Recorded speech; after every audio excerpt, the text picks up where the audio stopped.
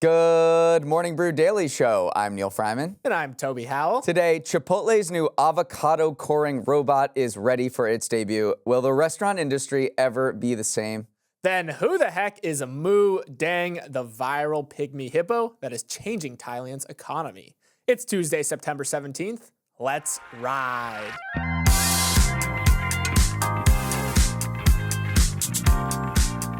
So last week, you may have heard us detail the saga of Michael Jordan's suburban Chicago mansion that has been languishing on the market for 12 years now. Well, unfortunately for everyone who headed to Zillow to bookmark the property after listening to the show, the $14.9 million home is off the market.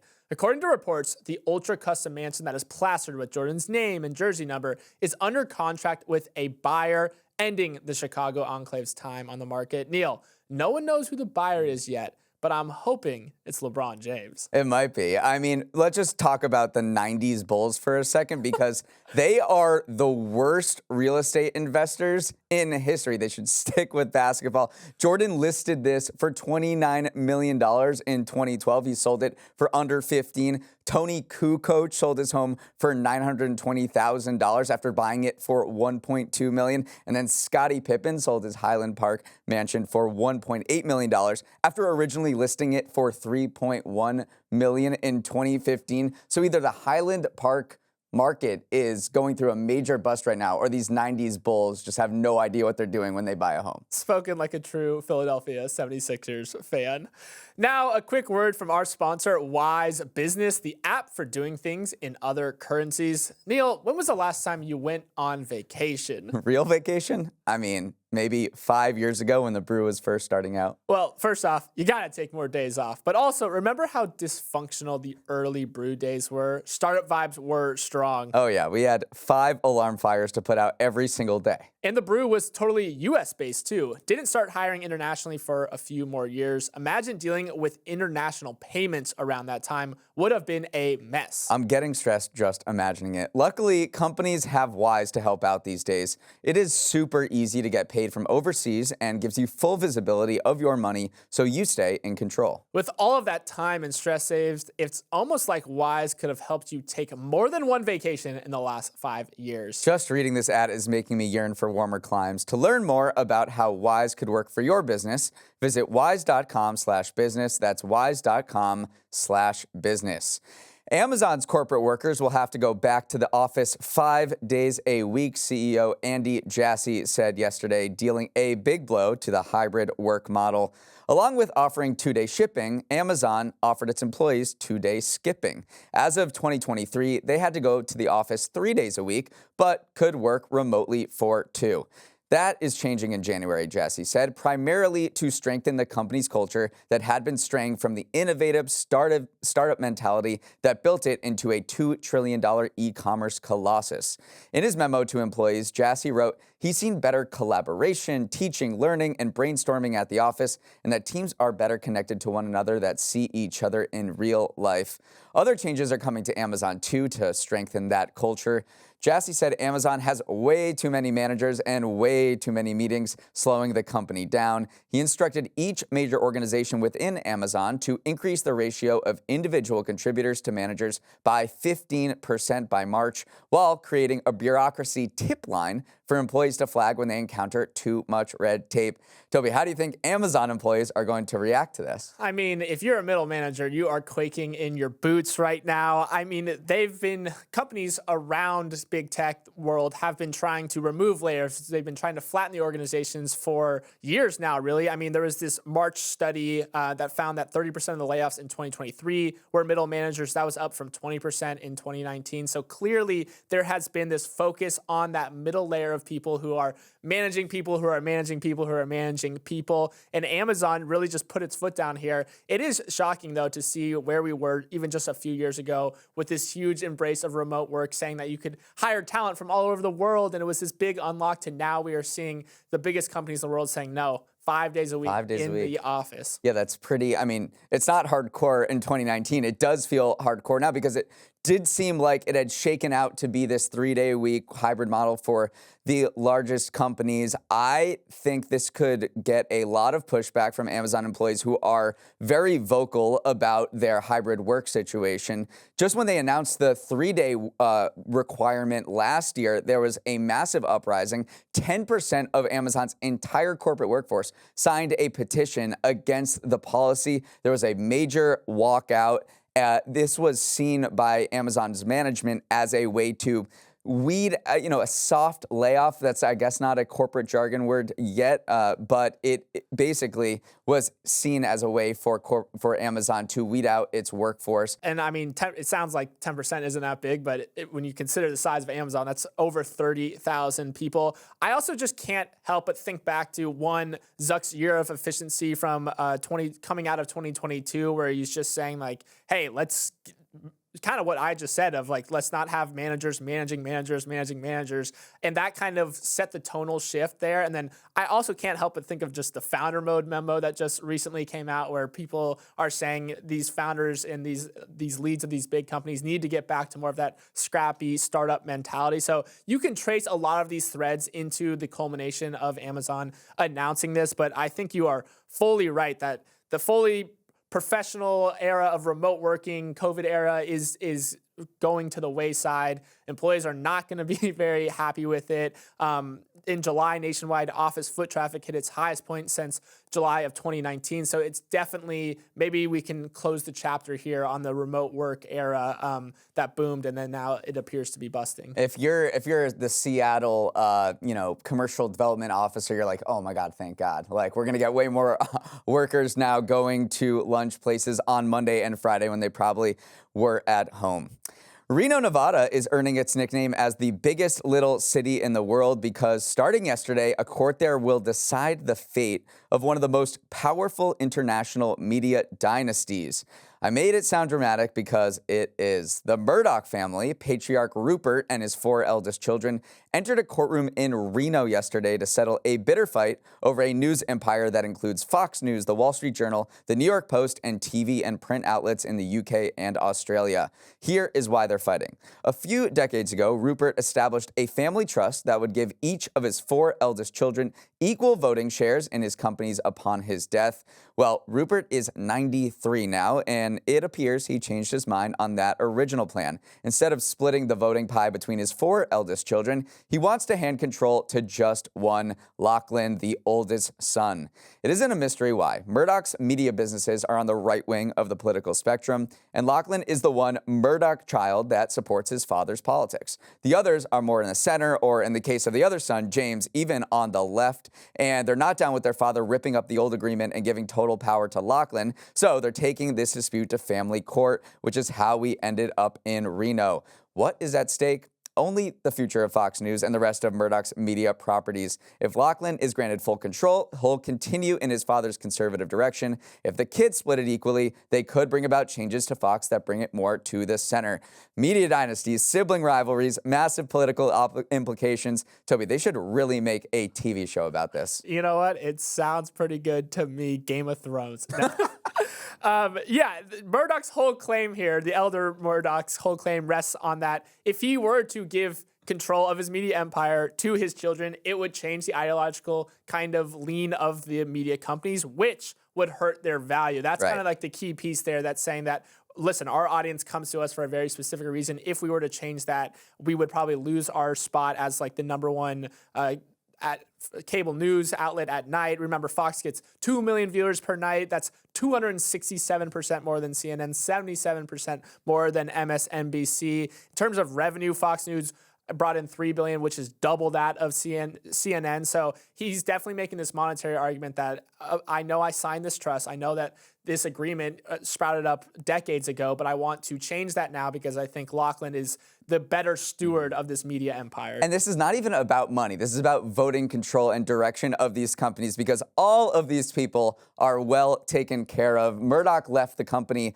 last year, but that was after, remember, selling a bunch of Fox assets to Disney for $71 billion in 2019. Each of the kids got paid out well into the billions of dollars. So they all cashed out. They are sitting on so much money. And this is really about the future direction of these companies. But look, we'd love to tell you, give you updates on what's happening over the course of the 2 weeks that they're in this Reno courthouse, but we can't. Yeah, Nevada weirdly offers the most private court settings for issues like these family trust decisions. This was actually only revealed to us because the New York Times published this report back in July. A coalition of media organizations too, CNN, New York Times, NPR, and others, filed a petition to unseal these proceedings, but actually got shut down by the Reno court, saying that this family trust case is essentially a private legal arrangement. But this is why they are in Reno, Nevada. They don't have any connection. They have nothing to do. They all showed up in Reno in their, in their black SUVs. But Nevada has been positioning itself as a place for family trust disputes to get resolved, and this honestly dates back over a century to where Reno was the divorce capital of the country. And the last time this particular courthouse in Reno was ever in the national prominence was because it was on the cover of Life magazine in a story about how everyone would go there to get divorced back in the early 20th century. So yeah, another family dispute. We're back in Nevada because they are very protective of family secrecy and their interest in secrecy. Fresh off surviving another attempt on his life on Sunday, Donald Trump is back in the spotlight, this time attaching his name to a new crypto exchange. World Liberty Financial is a decentralized finance, aka DeFi platform that wants to challenge traditional banking systems. The project is pretty light on details so far, but it appears to be a platform where you can borrow, lend, and earn interest on crypto with the goal, of course, to make finance great again. It's been promoted in recent week by Trump's sons, Donald Trump Jr. and Eric Trump, while new NYU freshman Barron Trump will be the project's DeFi visionary. It's the biggest sign yet that Trump is fully committed to his promise to make the United States the crypto capital of the world.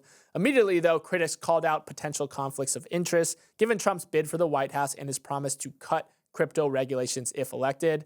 But as he looks to cement the vote of a crypto-native crowd, attaching his name to a project like World Liberty Financial will no doubt help rally his crypto troops. Yes, there are two minds about this. On one hand, the crypto industry is very happy that Trump has embraced them because he has pledged to fire the SEC chair, Gary Gensler, who has, according to the crypto industry, waged a war on crypto. It's unclear whether he can actually fire Gensler in practice, but it is a sign that Trump wants to make things much easier for the crypto industry. On the other end, they are skeptical about this particular project because it is being led by a guy who is largely unknown in the crypto world, Chase Hero. Bloomberg talked to a bunch of digital asset investors and asked them, hey, have you heard of this guy? And they were like, no, I have no idea. And then in 2018, in a YouTube video, among other interesting, I will say, quotes, he said, you can literally sell bleep in a can wrapped in piss covered in human skin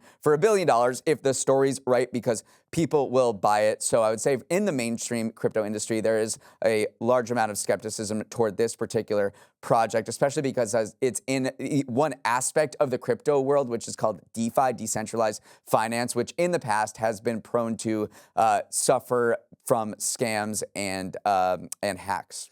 One other aspect that, the whole reason we're talking about it, honestly, is that political donations from the crypto industry are way up this election cycle. They reached around $190 million. That's nearly double where we were at in this year's midterms. Also nearly double from the 2022 elections. If you go back to 2020, they are nearly 13 times what they were there. So when we say that crypto is becoming a major influence and a major player this election season, that is what we mean. A lot of money is flowing into. So that is why, Trump has positioned himself to cater to this crowd and why he's launching this additional project. And meanwhile, there was that assassination attempt on Sunday, the second in 2 months. The previous time, you look at shares of Truth Social, which is Trump's media business, those surged 2 months ago during the previous assassination attempt. So there was a lot of scrutiny on what would happen to Trump media shares this time around. They did not get a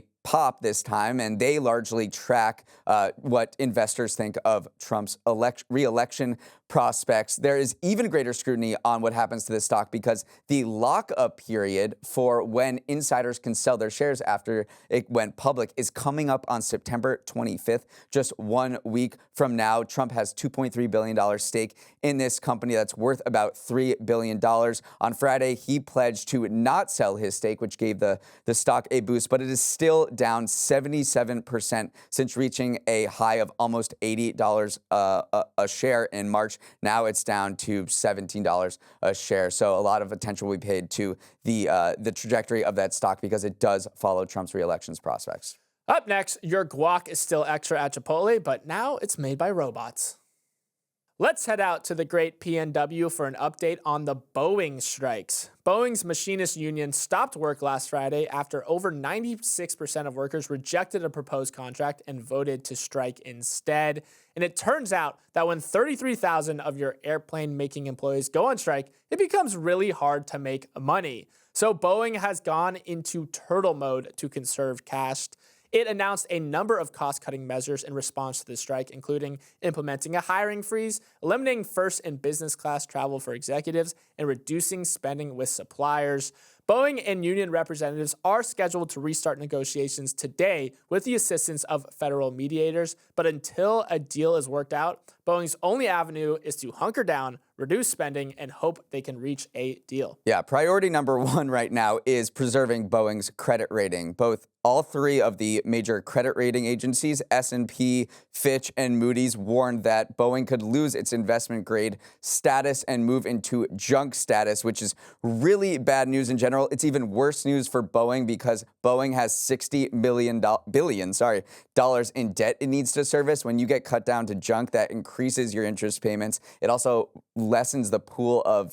dwindles the pool of buyers that could possibly buy your debt. So as its CFO said on Friday, number one action here is hunker down, preserve cash, preserve that credit rating so things don't go from bad to worse. And this cost-cutting mode is going deep. It's limiting spending on consultants, advertising, marketing, charitable giving, on-site catering. They're literally going through the balance sheet right now and seeing where they can trim down costs. The big thing that I have my eye on too is that it's planning to cut supplier spending. The aerospace supply chain is extremely fragile because there's really only two major players here. If you are a small supplier and you sell, one bolt to Boeing, and then Boeing stops buying it, you're a little screwed because, there's Airbus out there, but what if they don't use the Boeing I'm bolt? An airplane hobbyist maker. You're going to start buying up the excess supply of bolts. Yeah, exactly. So how are union negotiations going? That's the big question. It does appear that new CEO Kelly Ortberg has built up a little bit of goodwill. He spent most of his first days kind of on the factory floor in Renton, Washington. He also announced that he'd do his job from the Seattle offices instead of the corporate offices in Virginia. So it does seem like Ortberg is doing his best here. But you never know with these union negotiations. They didn't like the first deal, and they're asking for a lot. They absolutely did not like the first deal. I mean, it was rejected by 95%. So there was a lot of misreading of the room going on, and there's especially egg on the face of the union leader, John Holden, who agreed to this deal and then took it back to his employees, and then 9.5 of every 10 said, no, we do not like this deal. They completely underestimated the resentment that's built up over the course of the last few decades at Boeing because they signed this deal in 2008 that took away their pensions and lowered their salary compared to the rest of the industry. Median employee compensation for the aerospace and defense industry grew 12% between 2018 and 2023. At Boeing, it fell 6%. The mid-ranking worker at Boeing is making $20 an hour now, which is 25% higher than the $16 at the start of the contract in 2008. But inflation has been 44% since then. They also live in the Seattle area, which has insane skyrocketing housing costs. So there's a lot of resentment over this original contract. I think they completely underestimated that, the people at the negotiations. That's why when they presented them with a 25% pay increase, they got soundly rejected. Boeing is going to be losing $500 million a week that this strike goes on. So you bet they're going back to the negotiating table today, trying to get this resolved as quick as possible. The robot takeover has arrived at Chipotle. Yesterday, the burrito bowl giant announced that 2 new robots were ready to suit up and start working to make customers spend less time in line waiting for their order. If you go to the Chipotle in Huntington Beach, California, you will find the first robot, the hyped avocado. The avocado is a machine that cuts, cores, and peels avocados with diabolical efficiency before handing it off to a human worker to mash the fruit into guacamole your richer friends order as an add-on. Chipotle thinks the avocado could be a serious time-saving hack. According to the company, human employees take about 50 minutes to prepare a batch of guac, while the avocado could cut that time in half by processing 1 avocado in just 26 seconds. The second robot doesn't have as exciting a name as the avocado, but the augmented make line, as it's known, is an automated assembly system that will build bowls and salads at Chipotle's Corona del Mar, California location. Making bowls and salads faster is key for Chipotle's sales since they account for about 65% of the company's digital orders. Toby, these robots are still in the pilot phase at just 1 location each. If they work, they'll be expanded to more stores. Are you bullish or bearish on the avocado revolution? I think I am bullish because Chipotle has been experimenting with robots for a while now. That they had one named Chippy that was supposed to help with the chips, obviously, but that kind of failed because it was too cumbersome, it was too big, too hard to clean. So I do think they've gone through various iterations here and they've arrived on these 2 robots that they do think can help efficiency, because we're talking massive scale here. Chipotle expects to use nearly 130 million pounds of avocados this year. So if you can cut that time down, if you can increase efficiency, it really does lead to some big time-saving gains. Same thing goes with the augmented make line, because just so many of these orders are coming in via online these days. So they're investing in the areas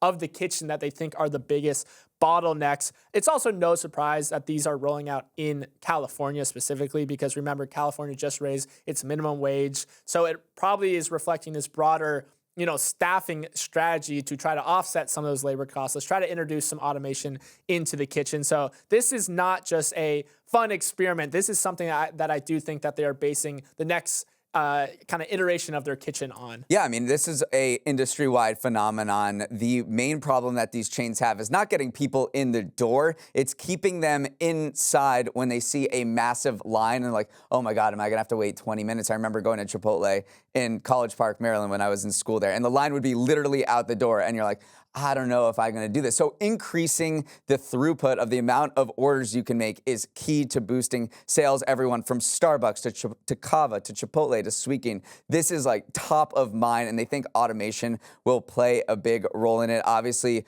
people who look out for workers are saying, well, is this going to replace workers? What is, obviously this is meant to the companies say this is going to augment workers. We're going to hand over the core Chipotle to the workers to smash it, because there's nothing like a human smashing avocados to create guacamole, which I guess. But you can see that, it starts at avocado coring and it goes to just making salads on its own, like Sweetgreen is doing. They have 2 of these infinite kitchens which shoot salad items out of a tube and create a salad all by themselves until a human worker mixes them up. But you could see that eventually going away. But you're right, this is a very big response to increasing labor costs during COVID and the dreaded line block to getting more people through the stores. But 1 avocado in 26 seconds?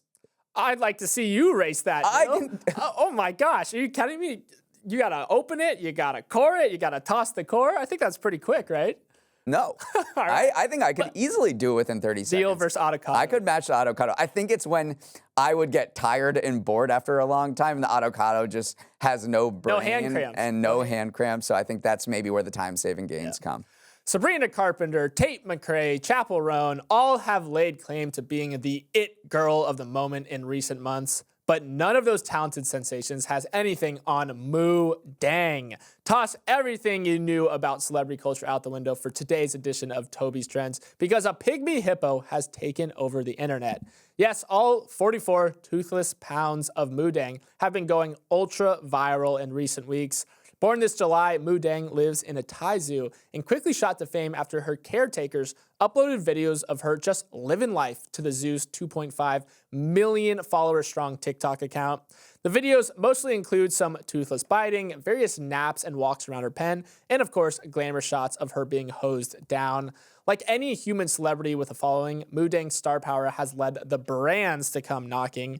Sephora released a line of blush in Thailand that promises the same pink and peachy tone of Deng's cheeks, while the Thai embassy in Tokyo is using pictures of her to convince visitors to come visit the country.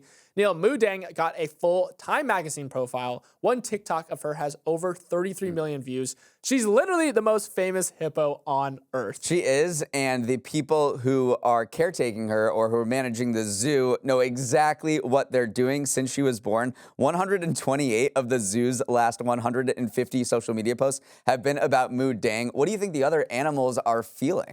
I think they're feeling a little annoyed, actually, because it has just led to this massive increase in visitors. But the TikTok account of the zoo already was very popular. So this is one of the more savvy kind of zoos out there in the social media landscape. Her chief caretaker said, the moment I saw Deng born, I set a goal to make her famous. Wow. So this was not some a child star. Right. It truly is. I highly encourage you to look up videos or pictures of Deng. You love Deng. She is just electric. She's always looks like panicked in a weird way, but she's also moisturized and unbothered at the same time. So there are literally Deng stan accounts as well. Like I talked about celebrity culture and the fact that these fan accounts pop up and just keep people updated on their every move. The same thing is happening for this baby pygmy hippo. So it is just truly a bizarre timeline we live in. But yes, I am a Deng fan, and you should be as well.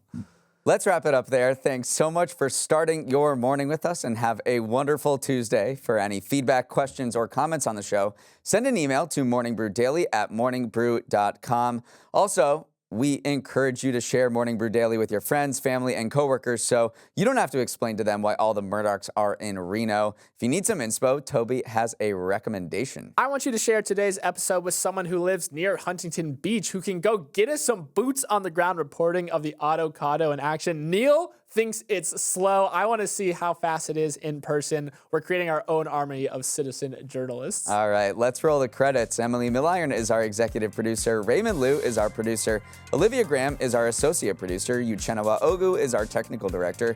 Chad Henderson is on audio. Hair and makeup desperately wants to style Toby like Deng. What do you say? I'm in. Devin Embry is our chief content officer, and our show is a production of Morning Brew. Great show today, Neal. Let's run it back tomorrow.